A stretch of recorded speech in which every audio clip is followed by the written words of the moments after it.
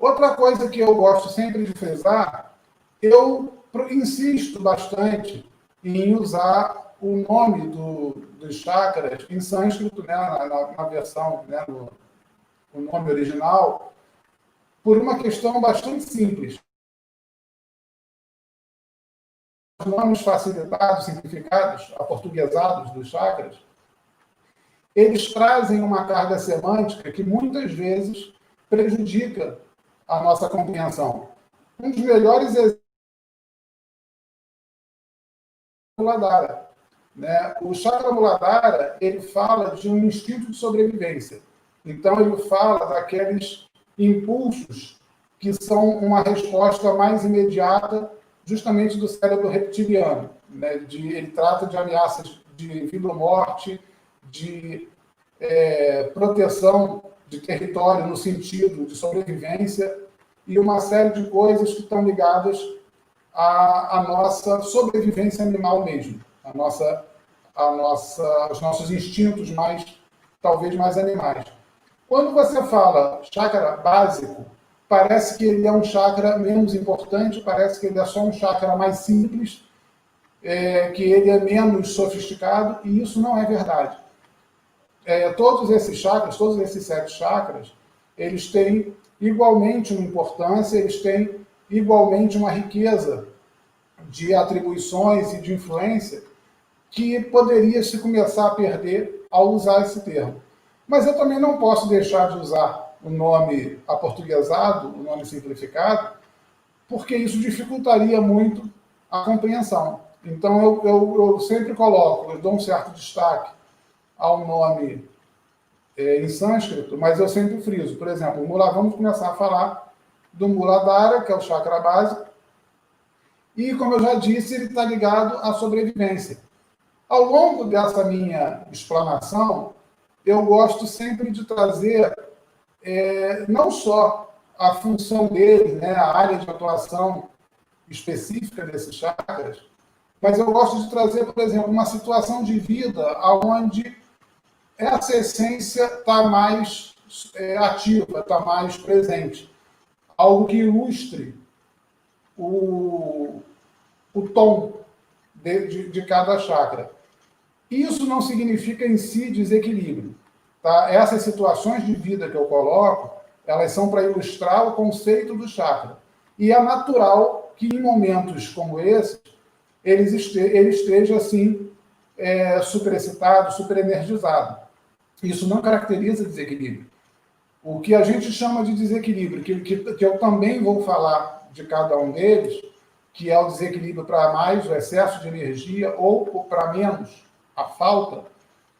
Quando eu falo de desequilíbrio, eu falo de uma pessoa que passa longo tempo, né, vários dias, com aquela dosagem de energia, por exemplo. Então, o Muladhara, ele é a sobrevivência. Uma situação que a gente pode ilustrar, né, nós não estamos mais na selva, não estamos mais num período em que a defesa do território, a disputa por uma fêmea ou qualquer coisa do tipo, sejam o tom. Mas a nossa mente, ela se adapta mantendo essa natureza. Então, hoje em dia, você poderia ter Muladhara, por exemplo, numa audiência judicial que vai decidir sobre pensão de alimentos para uma pessoa que não tem outra fonte de renda. Então, é uma pessoa que ela vai bastante energizada, ela vai bastante alterada, porque ganhar ou perder aquela ação pode significar passar fome ou ter proventos. Então, é uma situação vital, é uma situação em que o animal interior responde. Ele pode não entender as palavras, pode não entender todo aquele conceito jurídico, mas entende a ameaça de ficar sem proventos, de ficar sem sustento. A mesma coisa pode acontecer com conflitos urbanos graves. Por exemplo, de repente acontece, você está chegando em casa e acontece um tiroteio, uma troca de tiros, alguma coisa realmente onde o risco de vida, né, ele fica evidente, ele fica claro. Você pode, a qualquer momento, tomar um tiro e vir a morrer. Nesse momento, esse teu animal interior, ele responde. Como eu disse, nessas situações, a gente não considera desequilíbrio, porque são as situações em que ele precisa, sim, se energizar para te dar o apoio, né, para te dar o suporte emocional, né, e até orgânico, para que você enfrente aquela situação. A gente considera desequilíbrio quando, por exemplo, essa ameaça nos causa aquele desconforto na hora que a gente tem medo de perder o emprego, por exemplo. A gente sabe que a empresa está passando dificuldade, que a firma onde nós trabalhamos está passando por um momento de crise, e todo mês é aquela expectativa de quem vai ser mandado embora esse mês. Isso mexe com exatamente esse princípio de sobrevivência. Muito particularmente se o salário ali é a principal fonte de renda da família.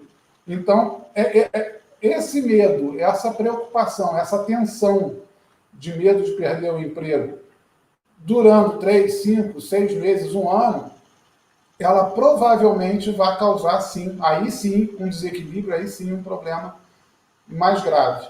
Então, sempre que você conversa com um paciente, no caso de você ser um terapeuta, e você percebe que o discurso dele é muito redundante em cima de eu não sei como é que eu vou viver, eu não sei como é que vai ser, assim vai ficar complicado para mim. E você percebe ali um medo vital, então você, de antemão, já começa a sondar e já começa ali a avaliar a possibilidade dele estar entrando num processo de medo crônico, de medo de longo prazo, e pode vir a acontecer dele simplesmente causar não só um desequilíbrio, que a princípio vai ser energético, mas aí começar a ter até problemas de saúde, uma série de coisas. Em outro momento, a gente volta aqui a falar disso de uma maneira um pouco mais profunda, para a gente não perder muito tempo. Tá?